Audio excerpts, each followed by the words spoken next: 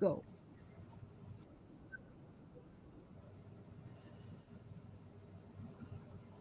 Hi, Claire. Do you want me to give it a go? Yes, go ahead. Okay, I'll give it a go. What I'm going to do first is introduce sort of my great grandfather and his work in helping found the Great Smoky National Park. And then I'll introduce Mr. Bradley after that, as I think that this will be a nice little segue. For those of you who do not know who I am very blessed to be one of the great grandchildren of Horace Kephart, who some of you may know for his writings, Camping and Woodcraft, which was the original Boy Scout, Eagle Scout manual, the Kephart Knife, Kephart Mountain in the Smokies, and perhaps most importantly for this discussion, the founding of the Great Smoky National Park. Um, he was instrumental. My great grandfather, some consider him to be the founder of the Great Smoky National Park, although he died 3 years prior to the actual signing into law of the park to make it federally funded by FDR. Um, but he was the one who helped archive the park.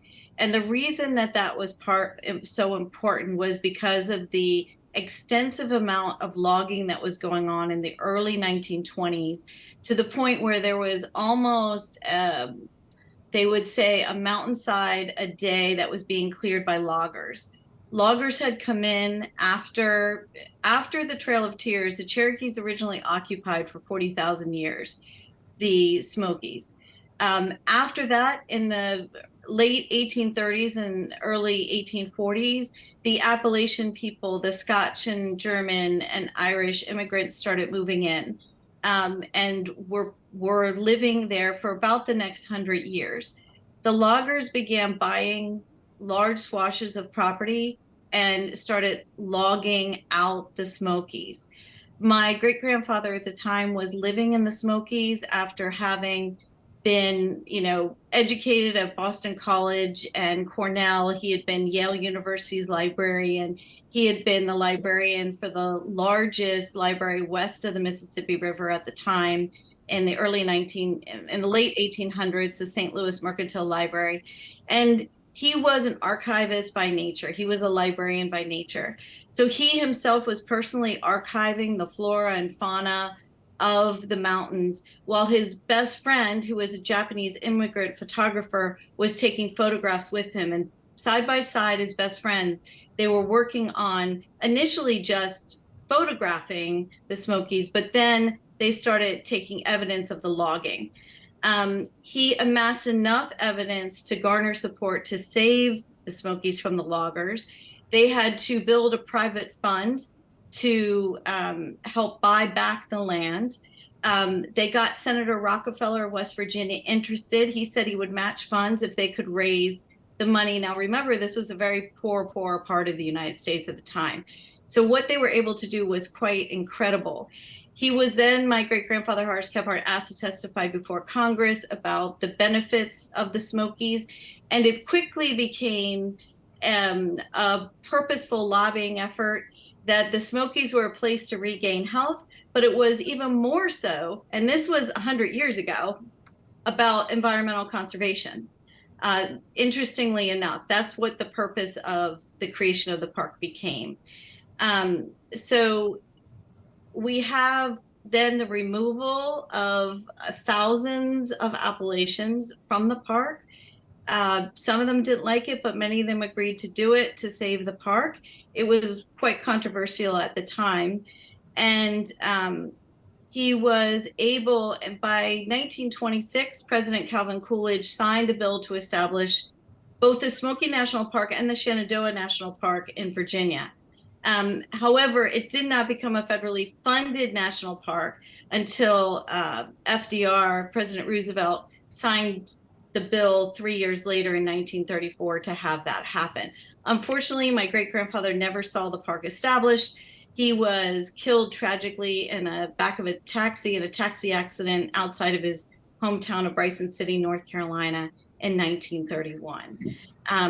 But because of the park, we have a huge, I think Mr. Bradley will tell us, probably by far the most visited park in the United States. Huge swath of land that covers over 7 bits of 7 different states, and has garnered a lot of myths, deaths, legends associated with it. So with that, I'm going to turn it over to Michael. Good evening. The Great Smokies is a place I very much love. I'm 83 years old. I made my first visit there when I was 16, so I've been going there for, well, not 70 years. My wife, my children, my grandchildren have all accompanied me there. We love going to the Smokies because there you get to walk in the footsteps of heroes, people like Horace Kephart, who did so much to help found the park, but people who were there much earlier than Horace Kephart as well. One of my favorite Smoky heroes is a Cherokee named Sequoyah. Sequoyah wanted his people, the Cherokee, to have the advantage of a written language so they could communicate with each other rapidly over long distances. So after 12 years of work, his wife got disgusted with the project and burned all the notes he had made. He gave no thought to the setback, but immediately got to work again. In 1822, developed a syllabary so that each symbol stands not for a letter, as in the English alphabet, but for a syllable in the Cherokee language. Between 1822 and 1827, the entire Cherokee tribe became literate. They had a newspaper, they had books. Many of them converted to Christianity and were reading the Bible in their own language. Sequoyah's language is still used.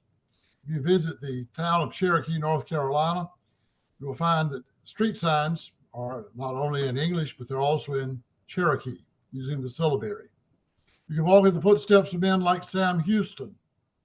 Well, if you're in Texas, you're certainly walking in the footsteps of Sam Houston, but you're walking in the footsteps of Sam Houston and the Smokies as well.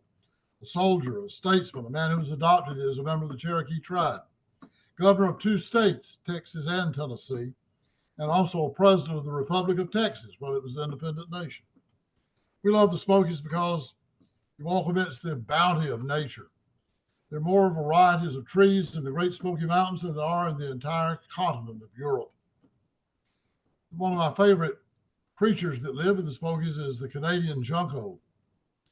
Normally, the Canadian junco, the little bird, migrates from the southern part of the United States to Canada for summer and back from Canada to the southern United States for the winter. But in the Great Smokies, the junco simply migrates from the lowlands around Cherokee and Gatlinburg and other Smokies towns up to the main line of the ridge, up to Clingman's Dome and Mount LeConte. Instead of migrating a couple of thousand miles, the junco migrates 30 miles. That's the equivalent of the Great Smokies are traveling from North Carolina to Canada. We're surrounded there by the beauty of the oldest mountains in the United States. Views that on a clear day are more than 60 miles. Go up to Clingman's Dome or to Mount LeConte. You're surrounded by waterfalls. Take Horace Kephart's favorite trail out Deep Creek, passing waterfall after waterfall after waterfall as you walk, following the creek higher and higher up into the mountains. In places you can be surrounded by virgin timber, trees that are older than the United States. In the spring, carpeted with wildflowers, an amazing variety of wildflowers. And in the autumn, my wife and I are going back in October to see, surrounded by the glories of the turning leaves. You travel back in time when you go to the Smokies. Go to the Pioneer Village at the Oconee Visitor Center on the Cherokee side of the park. See the buildings that were collected as the park was established and re-erected there to show what pioneer lifestyle was like. Go back even further in time to the Oconee Village, which is built by the Cherokee, showing their lifestyle before European contact. Open most of the year, so check their website before you want to visit. But you'll see how they lived originally before they were influenced by the civilization, the environment, the industrialization of Europe. Go to the Under These Hills outdoor drama, depicting their contact with Europeans and the tragedy of the Trail of Tears. an outdoor drama that's been presented every spring, summer, and fall since 1950. So step back in time. You can cap off that village by going to the Museum of the Cherokee in the town of Cherokee.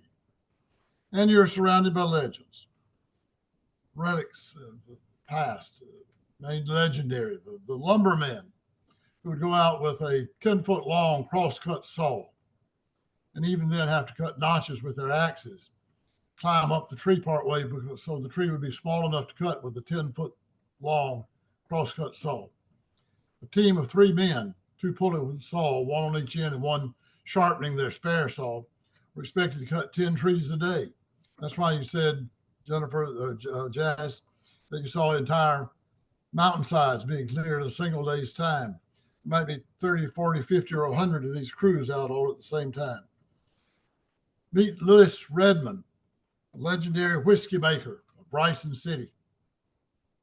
Go to the old courthouse in Bryson City, which is now a visitor center and museum. See a replica of one of Lewis Redmond's stills. See the courtroom where he was tried. Of course, whiskey making was simply a solution for the mountain people for a transportation problem. A bushel of shelled corn weighs 55 pounds. Pretty hefty load to carry out to market when you're living in a rugged terrain. But that 55 pounds of shelled corn will make a gallon of whiskey, which only weighs 9 pounds. Try to keep that bushel of shelled corn for several months, it will begin to mold or it will be infested with weevils. Turn it into whiskey, and what happens? Well, the longer you keep it, the more valuable it becomes. And of course, we called it moonshining because in 1863, the United States government placed a tax on it. So the Candy Mountain people started making it at night so nobody could see the smoke from the fires they were stilling it. They did it by the light of the moon. Oddly enough, in 1998, the state of Tennessee made distilling legal in all 95 of its counties. So now there's quite a bit of distilling around the Smoky Mountains once more. World's most visited distillery is in the Smoky Mountains. But I'd like to point out to all of you that since it's now legal and taxed, it really is not moonshine anymore, is it? But you walk in the footsteps of that legend. And legendary people like Horace Kephart, great storyteller. Go to Bryson City, visit his grave there. Walk down the street of the town, look up above the post office of the barber shop to the place where he did much of his writing, a little office, three rooms above the barber shop, still stands, and you can get a glimpse of the past and feel the presence of the people who made the park what it is today. Now, of course, as you go, you'll want to see the park. I mean, really see it. 12 million of our fellow citizens, as well as people from foreign countries, will visit the Smokies probably by the end of this year. Certainly 10 million is a fairly frequent number, and this year, more people are traveling. So we're expecting about 12 million visitors to the Smokies this calendar year. That's a lot of people to visit the Smokies. But there is no admission fee. It's free to visit. In many ways, you see, as you've heard described, the Smokies was a gift from the people to the government, not from the government to the people. Many of our national parks were government-owned land that was set aside for conservation purposes, but the Smokies was acquired by, in many cases, private citizens and then given to the government as, to quote from President Roosevelt, a pleasuring ground, free for all time. But because we're so overwhelmed with visitors, this year the Smokies have started charging a parking fee. So if you want to park anywhere in the park for more than 15 minutes, you're asked to buy a $5 parking pass. That's good for one day, or $15 for an entire week. But you certainly want to get out of your car and see the park. Of the 12 million people who will visit the park this year, 90% of them will not get more than 400 yards away from their car, the nearest picnic table or visitor center. So if you go more than 400 yards away from your car, you'll be, well, my wife and I have a little poem, a little rhyme we recite, where the pavement ends and the dirt begins, the crowd soon thins. So get off the pavement and get onto the dirt, and the crowd will soon thin. But make sure you pay attention to the weather forecast.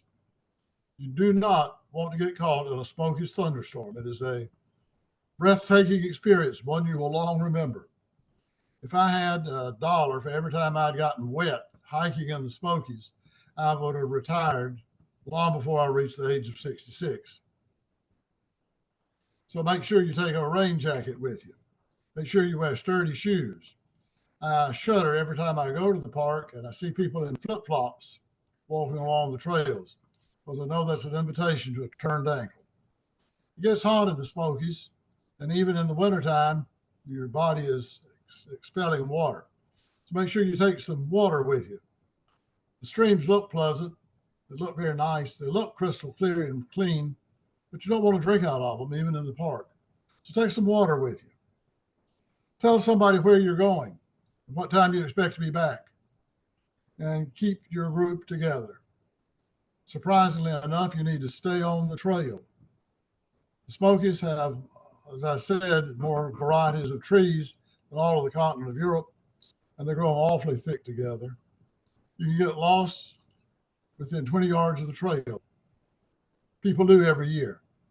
About 100 people a year get lost in the Great Smoky Mountains. Most of them are found within a matter of a few minutes. Within a couple of 3 hours, they're back on the trail and everybody's safe. But occasionally somebody has to be brought out by the ranger search and rescue party. That can be a lengthy, difficult proposition. So keep your group together. Stay on the trail. But just remember, as you're walking down the trail, hope you meet some wildlife.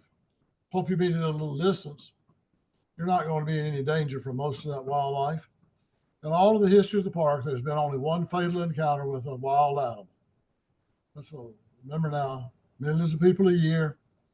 Park's been there for, 80 years, and only one animal caused fatality. The most dangerous animal in the park is you. Just be careful about yourself. Have a good time in the nation's most popular, spectacular, my beloved Smoky Mountain Park. Wow. Very Thank good. you so much. Thank you so much, That was Michael. awesome. Oh, Well said. Well said. I want to bring Bill and JoAnn. They said they have a book which has some mention about the Smoky Mountains. So tell us about your book real quick, and I'll bring Janice back. Wow. What a treat, Michael. Thank you so much. I really enjoyed it. Okay. I did too. The most dangerous animal in the forest is you. Yeah. and So here's a little book I hope you might be interested in. yes, and I'll make sure the link is available if anyone wants to make a purchase. Very good. Very good. Yes, definitely.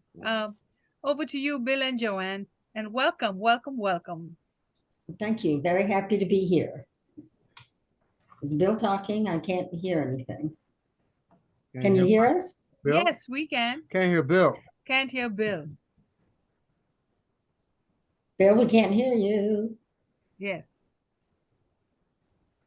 Okay, well, anyway, we can't hear Bill, but I'm JoAnn Wagner, and Okay. I'm an author of the Sir Pigglesworth Adventure Series, and this is book 8 about Pigeon Forge, and so it goes through the Smoky Mountains.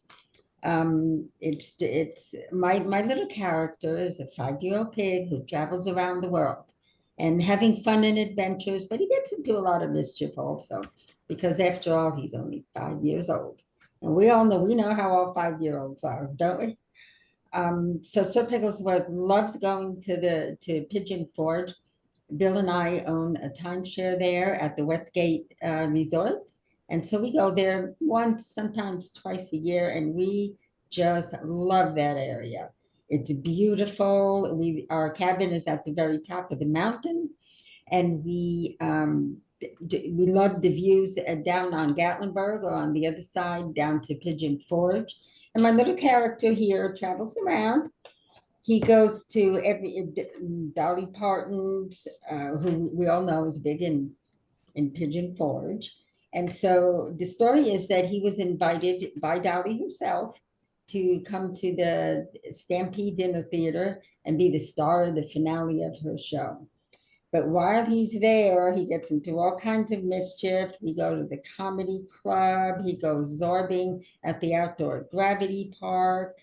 He even meets up. He goes white water rafting. He even meets up with Westy Bear, who is I couldn't use Smoky Bear in my book, of course, but he goes and he meets Westy Bear, who is Westgate's safety officer, I guess you could call. And he meets him and he teaches him all about safety in the mountains and what not to do, what to do and what not to do in the mountains.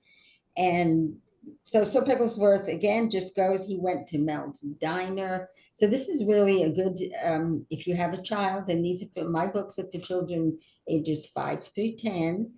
And if you go there, this is a good book to get them because it gives you ideas of what to do there. So do we have Bill on yet? I don't. Can you hear me Yeah. now? Yes, Yeah. now we can. Okay. I had to switch my microphone over to the camera. Okay. There we go. Well, one of the things is that, you know, you have the terrible fire in November was the 2016. Okay, it just really decimated a lot of the Smokies. And we actually were there, I guess, in March after that. We were supposed to be in there, I guess it was in December, but Westgate had to close down because about a third of all their whole property burned. It was just unbelievable what the damage was caused. But just like JoAnn was talking about, one of the things she didn't talk about was it took us almost a year to get permission to use Dolly Parton's name in the book. Absolutely. Okay. Luckily, I'm very persistent, and I kept at them, and I finally got in touch after, oh gosh, it was probably about 8 months. I got in touch with Ted Miller, who is Dolly Parton's, he called him the founding manager, and he finally gave me permission to do it. I just had to make sure I put the R after anything that had to do with her. So that was Dollywood and all the rides I mentioned that Sir Pigglesworth went on in Dollywood, and certainly at the Stampede Dinner Theater. So persistence pays off because I had a lot of people tell me, no, you can't use Dolly Parton's name anywhere. And I said, well, she is Pigeon Forge. And so if I can't use her name and I have to make something up, everybody's going to know that it's still Dolly Parton's Yes. in Pigeon Forge. But anyway, persistence pays off, everybody. So remember that. That's awesome. Well, thank you both. And I'm going to bring you back in a bit. We're just going to finish this segment, and I have Dr. Dolly coming up next. So I'm going to let Janice wrap us up for this segment. Sure. I would actually like to ask Michael a question before we go, Yes, if that's go ahead. possible. You've written, you know, you were a history professor for years and a very well-liked history professor because I checked you out. And you've written a tremendous amount. You have a whole book on death in the Smokies. You have a book on myths and legends in the Smokies. And you have the other book you just showed us. So I would love you to take like one anecdote and tell us something about the Smokies that's really intriguing, some storyline, if you could. Perhaps one of my favorite storylines would be about the Frankie Silver, the first woman executed in the state of North Carolina, who lived adjacent to the Smokies. It was in the 19th century. It was one of those stories of a tragic love gone wrong. Frankie Silver was asked to give an alibi for her lover, who had indeed gotten into a fight and committed a murder. And she was asked to give him an alibi. She did, and then found herself accused of committing the murder. Rather than admit that her alibi was false, the alibi she had given her lover was false, she stuck to her story, was tried, convicted, and was executed in Waynesville, North Carolina, on the edge of the eastern edge of the Smokies, because she remained true to her lover and true to her story, even though it was an act of love which cost her life. Rather living out of the old Scots-Irish ballad about she walks these hills in a long dark veil. On the Bryson City side of the Smokies, in the early part of the 20th century, there was a legend of the lady that supposedly a witch, if not just possessed by the devil, who had murdered her granddaughter and walled the body up in a rocky crevice of the mountains. Only later to find out that the granddaughter had been given to a itinerant minister who promised to take her to an orphanage to care for her since the child's parents were dead and the grandmother could no longer care for her. After serving 30 years in prison, she was acquitted of the crime and lived until the 1950s, making her living selling firewood to campers in the Bryson City campgrounds. Wow, what a story. Wow. You Yeah. you got your share of them, I tell you. Yeah, Wow. that is a story. Well, we And really, the interesting thing about the Smokies is the stories are all true. Yes. I bet. Well, show us your book again one more time. And if anyone from the group or anyone watching on Facebook or LinkedIn. Death in the Smokies, and just remember, you're the most dangerous animal there, so be careful. Okay. Myths and Legends of the Smokies. That's the one. Yes. Yes, That sounds like a this very- is a fun book to write, and you see the typical Smokies road behind the finger there. And it happened in the Great Smokies, Yes. which is on a second edition, I'm proud to say. Wow. That's amazing. Congratulations. Everybody, please give them a big hand. job. Good job. Very Very good. good. Excellent. Uh, All right, A little- Janice, close us out. Okay, thank you so much, Professor Michael Bradley, former Professor Michael Bradley, and the Wagners for contributing tonight. Last thing I'll say, if you want to see an image from George Massa and the logging, it is what is behind me right now. That is from the Horace Kephart Archives at West Carolina University. Thank you so much, Claire. I think we'll be continuing this discussion about Horace Kephart as we move on throughout 2023. So sayonara for now, I suppose. And would you like to tell us about your audio book? Sure. My great grandfather had written many works during his time, some of whom were bestsellers, but one that was only a typewritten manuscript when he passed away was one on the history of the Eastern Cherokees. He had written this text. It was published posthumously by his widow, who he had stayed married to despite their separation over many, many years. And as published, it was published almost like a stream of consciousness. There were no chapter titles or headings anywhere.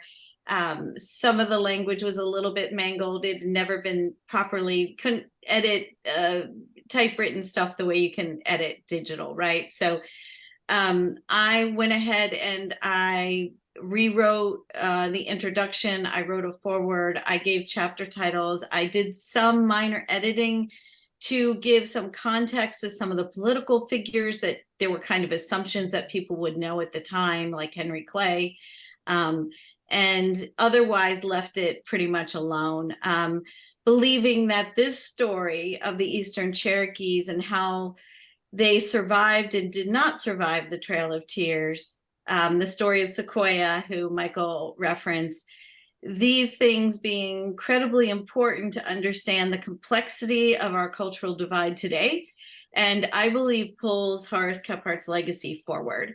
It's both audiobook and Kindle, and it's available on Spotify and Audible on Amazon and Kindle on Amazon and Barnes and Noble and just about anywhere. But I am a spoken word artist, so the sound was incredibly important to me, that I do this really, really well. And so I prefer that people listen to the audiobook because I think it's a little more engaging. But yeah, however you want to see it. The Kindle version has a lot of images from the Horace Kephart Archive at Western Carolina University, also the Tennessee Archive as well, to try to bring the story to life in picture.